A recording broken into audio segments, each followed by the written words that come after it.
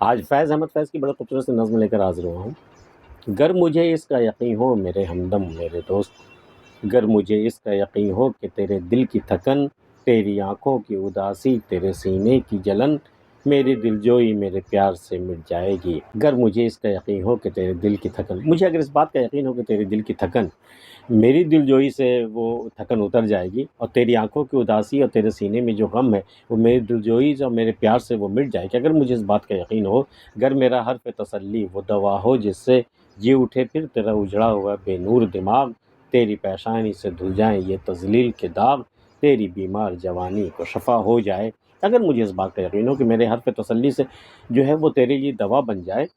اور تیرا اجڑا ہوا جو بے نور دماغ ہے، جو بالکل اندھیرا چھایا ہوا تیرے دماغ میں، وہ پھر سے آباد ہو جائے، وہاں پھر وہ دماغ پھر روشن ہو جائے، تیری پیشانی سے دھل جائیں یہ تضلیل کے داغ، یہ ضلالت کے داغ جو تیری پیشانی پہ لگ گئے ہیں نا، یہ دھل جائے گا، مجھے یقین ہو اگر تیری بیمار جوانی کو شفا ہو جائے، اور جو تیری جوانی بالکل بیمار نظر آ رہی ہے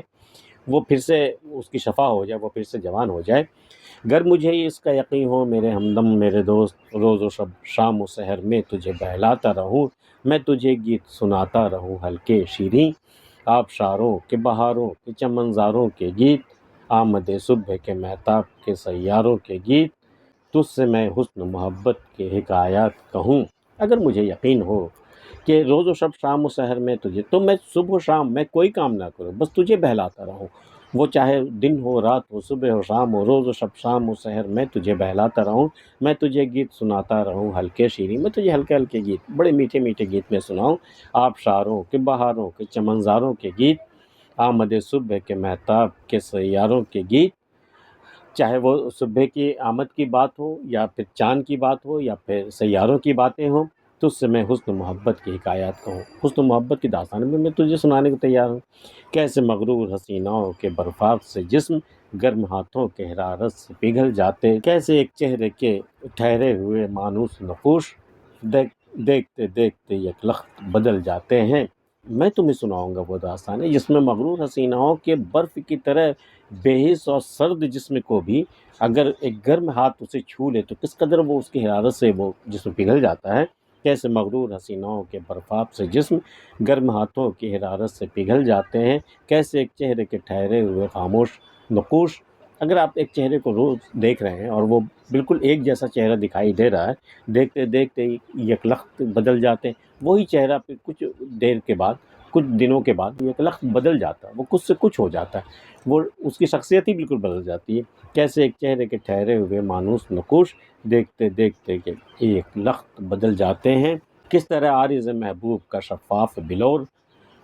یک بہ یک باد احمر سے دہک جاتا ہے، کیسے گلچی کے لیے جھکتی ہے خشاخ گلاب، کس طرح رات کا ایوان مہک جاتا ہے۔ عارض محبوب، محبوب کے رخسار شفاف بلور کی طرح بالکل شیشے کی مانند شفاف، کس طرح عارض محبوب کا شفاف بلور یک بہ یک باد احمر سے دہک جاتا ہے، بالکل سرخ شراب کی مانند ایک یہ رخسار جو ہے وہ دہک جاتا ہے۔ کیسے گلچی کے لیے جھکتی ہے خشاخ گلاب، گلچی پھول توڑنے والا، یہ پھول چننے والا،